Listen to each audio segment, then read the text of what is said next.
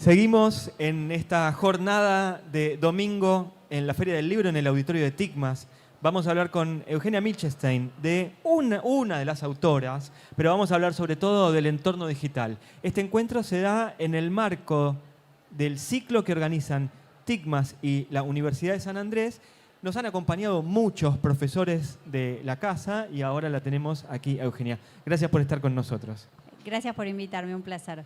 Bueno, el entorno digital es un libro que yo te decía, no lo leí todo, lo vengo leyendo. ¿Viste esos libros que uno va leyendo de apartes?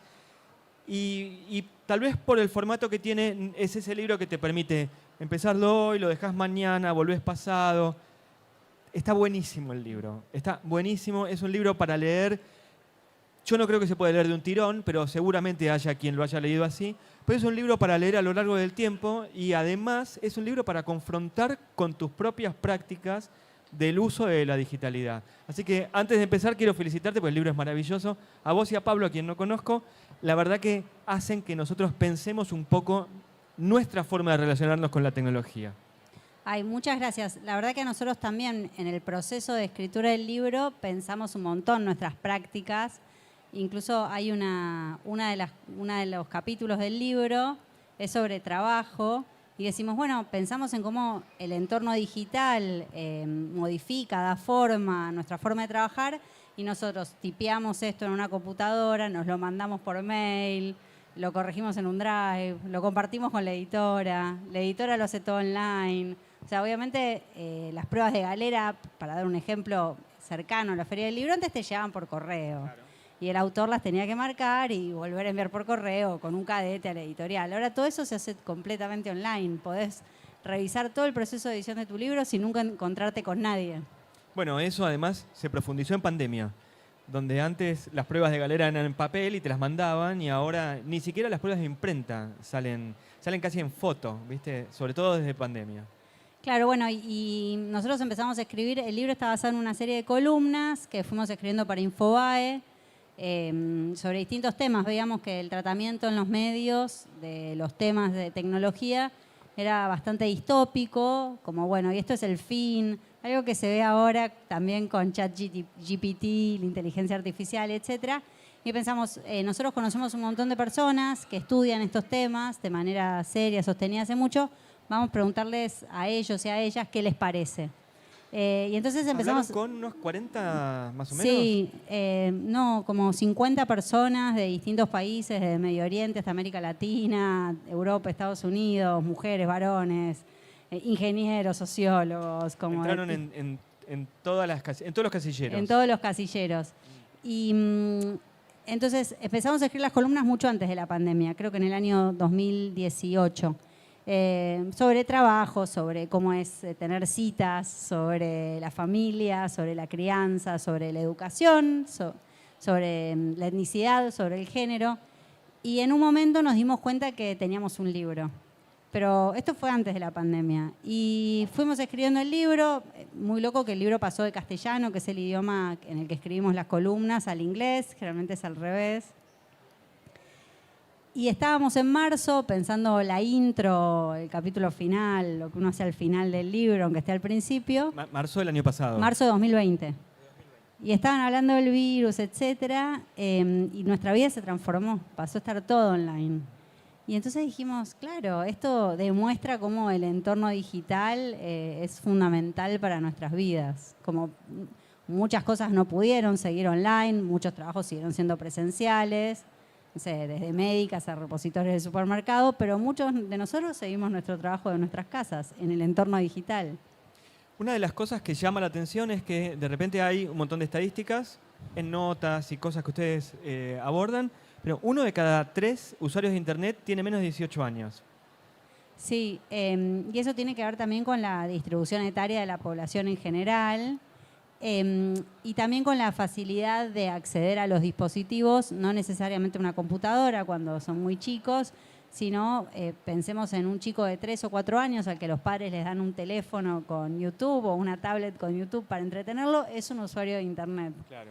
O sea, es una persona que está en el entorno digital antes de aprender a leer y escribir. ¿Cómo se entrena uno en ese entorno, además de la práctica? O mejor dicho, sabiendo que estás antes de poder contextualizar o racionalizar un poco ese uso, ¿cómo se entrena en el uso directamente? Para seguir un poco con la comparación que hacemos en el libro, pensemos en el entorno digital como un entorno que se superpone al entorno urbano. Y los seres humanos aprendemos a vivir en el entorno urbano desde muy chicos también, ¿no? No solos, pero con nuestros padres salimos, andamos en bicicleta, en monopatín, etcétera, y nos vamos entrenando sobre cómo es vivir en la ciudad, cómo cruzar o no cruzar la calle según el semáforo, mirar para los dos lados, etcétera, desde muy chicos, desde antes de empezar a leer y escribir. De hecho, una de las primeras cosas que uno le enseña a un chico es cuando puede cruzar o no cruzar la calle. Y entonces lo que nosotros pensamos, si tenemos un libro específicamente, un capítulo específicamente dedicado a la crianza, es como más que prohibirles a los chicos el acceso al entorno digital, o decir, no vas a tener computadora, no vas a tener celular, internet hasta los 18 años, sino como irlos guiando en ese camino, como guiamos a un chico que empieza a salir solo a la calle. Y además hay algo que es muy genial, que dice una de las especialistas a las que entrevistamos, Ellen Wartela, que es una de las principales psicólogas en desarrollo infantil y tecnologías, que dice, bueno, la Asociación Americana de Pediatría dice ninguna pantalla hasta los 2 años. Pero después vos salís por la calle o vas a comer y ves un montón de padres que le dan el celular a su chico para que jueguen sin ni pensarlo. Entonces, muchas veces las recomendaciones de expertos chocan contra las prácticas habituales que se ven en las familias. Bueno, eso también tiene que ver con que el entorno digital es un lugar en el que, por ejemplo, durante la pandemia los chicos podían ver a sus abuelos. En otro contexto estaba prohibido ir a visitar a sus abuelos, los podía contagiar. Entonces, muchos cumpleaños y muchas celebraciones familiares se dieron en el entorno digital. ¿Alguna de las veces que viniste a Buenos Aires, a la Feria del Libro de Buenos Aires, acompañada por Federico Merque, en alguna de las charlas que hicimos, no sé si el año pasado o antes? El año pasado. Sí, pero también estuvieron en otras juntos, sí. en otro año. Vos decías que muchos chicos se enteran de las noticias por TikTok. Me acuerdo que Federico trabaja en relaciones internacionales y planteábamos ideas sobre conflictos en el mundo. Ponele que haya sido el año pasado por Ucrania. Y vos decías, bueno, muchos de mis alumnos universitarios, se enteran de las noticias por TikTok. TikTok es un tema también, ¿no? Digo, es un tema del libro, es un tema del entorno digital y es un tema entrar en ese ambiente en donde pasás un chico que está haciendo karaoke, un chico que está bailando y la noticia del momento. ¿Cómo convive todo eso adentro de una red sin jerarquías? Bueno, tiene una jerarquía la red, pero no es una jerarquía transparente. Es una jerarquía que está basada en los algoritmos que los programadores de TikTok incluyen en la interfaz que vemos en el teléfono. Entonces hay una jerarquía y la jerarquía en TikTok, cuentan los que lo investigaron, está basado principalmente en lo que decidimos ver y cuánto tiempo lo vemos. Mientras otras plataformas como Facebook o Instagram tienen en cuenta qué ven tus amigos, qué pasa cerca tuyo, a qué le dan me gusta a tus contactos, en TikTok lo más importante es qué ves y cuánto tiempo. Entonces, TikTok, si vos le das me gusta o lo ves o mirás un rato noticias sobre la guerra en Ucrania, te va a mostrar más noticias sobre eso. Pero si vos enseguida las pasás y preferís ver karaoke o desafíos o moda o chistes o memes, te va a mostrar eso. Me pasó hace un tiempo que estaba investigando en TikTok las imágenes que había subido Nayib Bukele, el presidente de El Salvador, sobre las cárceles. Entonces después mi TikTok flasheaba que yo estaba interesada en tema carcelario. Y hay todo un mundo en TikTok, que yo me enteré de TikTokers de cárceles. O sea, gente que en la cárcel graba TikToks. Y me enteré que existían porque TikTok dijo, a esta chica le gustan las cárceles, vamos a darle más cárceles. Y hasta que no empecé a pasarlo rápido, como diciendo, no, me interesaba. Tenés que enseñarle al algoritmo. Claro. Y lo hacemos todo el tiempo. Tengo un colega que se llama Ignacio Siles, que está en Costa Rica, pero hizo el doctorado, parte del doctorado al mismo tiempo que yo, que él dice que los seres humanos tenemos totalmente incorporado lo de enseñarle al algoritmo y pensamos en el algoritmo casi como un amigo o una persona. Él hizo para un libro que salió hace poco en MIT Press, hizo que la gente dibujara los algoritmos y todos los dibujaban como personitas.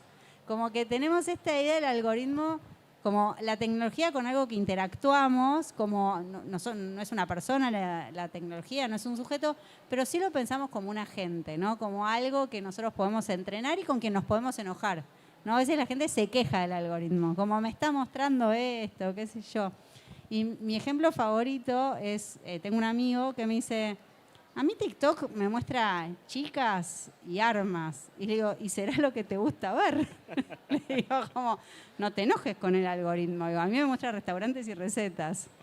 Bueno, pero pará, porque hablando de algoritmo, voy a contar, qué sé yo, una anécdota banal, pero en un tiempo yo tenía que escribir sobre tango. Entonces tenía que escuchar mucho tango, pero no quería entrar a Spotify, porque si no Spotify me iba a dar todo el tiempo en mi Discover Weekly canciones de tango, y yo en Spotify escucho música de los 80, pues soy un hombre grande. Entonces iba a YouTube. Entonces ahora mi YouTube piensa que soy un tanguero, pero Spotify piensa que soy un reencarnado, no sé qué, que nunca pasó del año 86. Que te gusta The Cure. Ponele, sí, soy un New Romantic. Entonces, ¿cómo cambia, para hablar de consumos culturales y de darle un poco de contexto a esta payasada de ridiculez que acabo de hacer, cómo cambia el consumo cultural a partir de la plataforma? Pero a mí me encanta el ejemplo que diste porque muchas veces nos planteamos como sujetos sin poder frente a los algoritmos. Como los algoritmos nos muestran tal cosa, los algoritmos nos muestran tal cosa. Tu ejemplo es un ejemplo perfecto de alguien que piensa estratégicamente, dice necesito escuchar tango para el trabajo que estoy haciendo, no lo voy a hacer en Spotify porque no quiero ensuciar mi algoritmo de Spotify, lo voy a hacer en YouTube. Entonces no es que vos ahora, porque YouTube te muestra tangos, empezás a escuchar tangos sin parar, te hiciste fan.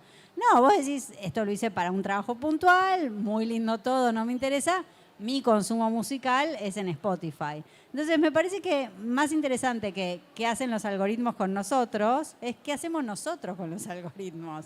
Y cómo partimos de la base de que las decisiones que tomemos van a tener un efecto en los algoritmos. También es importante decir, y lo decimos en el libro con Pablo Bukowski, mi coautor, que los algoritmos no brotan del suelo, no caen del cielo. Alguien los programan seres humanos, tienen intereses. En el caso específico de TikTok, el interés es que te quedes en TikTok. Y entonces descubrieron que la permanencia aumenta si le dan bolilla a qué mirás y cuánto tiempo y no a qué le pusiste me gusta o a quién seguís.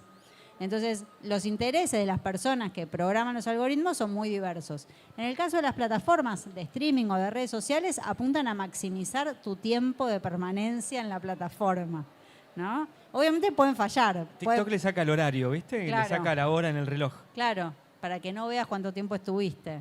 Y también hay algo ahí como muy interesante, y esto lo hablamos mucho con Mora Matassi, que sé que estuvo acá, como la idea de que estar en plataformas es perder el tiempo. ¿Por qué sería perder el tiempo hacer algo que te gusta? O sea, si vos te pasás un montón de tiempo mirando videos, no sé, de restaurantes y recetas en TikTok, ¿por qué estarías perdiendo? ¿Por qué sería distinto que decir, bueno, ahora tengo un rato libre, me clavo frente al gourmet en la tele y miro recetas? Como hay una cosa medio moralizante del uso de plataformas que no pasa con otro tipo de consumos culturales y que es algo que pasaba cuando yo era chica con la tele, por ejemplo. La tele era considerada un placer culposo. Voy a traer una pregunta que le hice a Tomás Balmaceda, también profe de San Andrés, que estuvo el miércoles, creo, o no sé, en la Feria del Libro todos los días son como el Día de la Marmota, así que uno va perdiendo un poco el espacio. Y también creo que se la hice a Mora. En un momento, Tomás dice, no, TikTok es droga dura. Y recordé en aquel momento que hace varios años, ya 15 años, lo entrevisté a Luis Pelletti, y hablábamos de Facebook y su relación con los lectores y qué sé yo, y le pregunté por Twitter y él me dijo, no, Twitter es droga dura. Y entonces la pregunta es, ¿por qué necesitamos una red adictiva en todo el tiempo? Aun cuando vaya cambiando, pero necesitamos esa adicción con las redes. Vos hablas de lo moralizante y me despertó esa idea, ¿no? Sí, me parece también súper interesante la comparación con la droga, ¿no? Como las drogas en general tienen componentes que hacen que sea muy difícil dejarlas, síndrome de abstinencia, drogas en sentido general, el cigarrillo también, ¿no? Es muy difícil dejar de fumar, etcétera. Las redes no tienen ese componente físico-químico, no sé cómo decirlo. Dejar de usar Twitter, no es que te deja entrar una sustancia al cuerpo.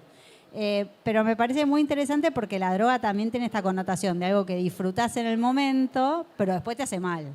Qué rico este cigarrillo. Después lo voy a pagar, me voy a sentir mal, me voy a enfermar, etcétera. Y entonces me parece que es interesante como los seres humanos tenemos de alguna manera problematizado el consumo de determinadas cosas. Hace 15 años Twitter, ahora TikTok, hace 30 años la tele. O sea, hace 30 años se suponía que, o 35 tal vez. En la década del 80 mi padre me racionaba el consumo de televisión. No sé por qué.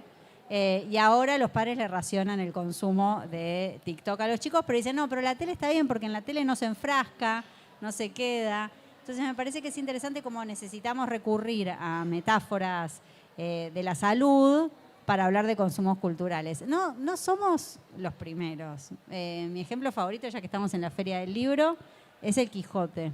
¿Por qué se vuelve loco Alonso Quijano? Del tanto leer y del poco dormir se le secó el cerebro. Como ya la idea de que un consumo cultural puede tener consecuencias directas en tu salud y volverte loco, existe casi desde que existe el consumo cultural masivo, o sea, la imprenta. Tiago, perdón. Perdón por la desprolijidad, necesitaba toser. Pero te hago la última pregunta. Hay un tema también del libro importante que son las fake news. Y no solamente por Cambridge Analytica, que provocó un cambio en lo que tiene que ver las redes sociales y provocó un cambio directamente en Facebook, la red social más grande de todas, ¿no? o la que cambió el paradigma, sino también las fake news en la Argentina, la forma de consumir. Cada uno de nosotros está en grupos de WhatsApp y al final en ese grupo de WhatsApp, con amigos, con ex compañeros de colegio, con compañeros de trabajo de ahora, etcétera, siempre parece como que si fuéramos muchos hablando desde nuestro lugar, compartimos ahí, discutimos, pero no me cambias. Y lo que me cambia son las fake news en un punto. Pero ustedes dicen algo sobre las fake news, que somos desconfiados hasta de eso. Sí, lo que nos dijeron los especialistas que entrevistamos para el libro, para hablar de desinformación, que es un tema de uno de los capítulos, es, primero todo, que es muy difícil medir cuáles son los efectos de la desinformación, porque es difícil medir cuáles son los efectos de la información. Esto que decís, no me cambiás, hay un montón de gente que por más que le muestres un montón de información sobre alguien a quien piensan votar, dicen, no, igual yo ya elegí, lo voy a votar, etcétera. Pero, y lo que nos pasa específicamente a los argentinos y argentinas, puede ser que pase en otros lugares, pero es que los argentinos y argentinas desconfiamos mucho. En general lo que vemos es que la confianza en los medios, en los periodistas es muy baja en el mundo y en Argentina es más baja que el promedio. Y entonces, así como no confiamos en las noticias en general, y esto cambió, antes confiábamos, ¿no? Hasta la década del 90 los medios estaban rankeados muy alto en confianza ciudadana, etcétera. Tampoco confiamos en la desinformación. Entonces esto ya es un adelanto del próximo libro, que vamos 7 capítulos y medio de los 9, o sea, estamos terminando. Esta desconfianza opera como una pátina, ¿viste? Los muebles que tienen una pátina que los protege, se resbala. Bueno, opera como una pátina sobre la que la desinformación se resbala. La información también se resbala, ¿no? Ese sería lo que hay que aclarar. Eugenia Michelstein, gracias por haber estado aquí en el auditorio de TICMAS. Gracias por haber participado en el ciclo que hacemos TICMAS y la Universidad de San Andrés. Gracias por la invitación, la pasé genial.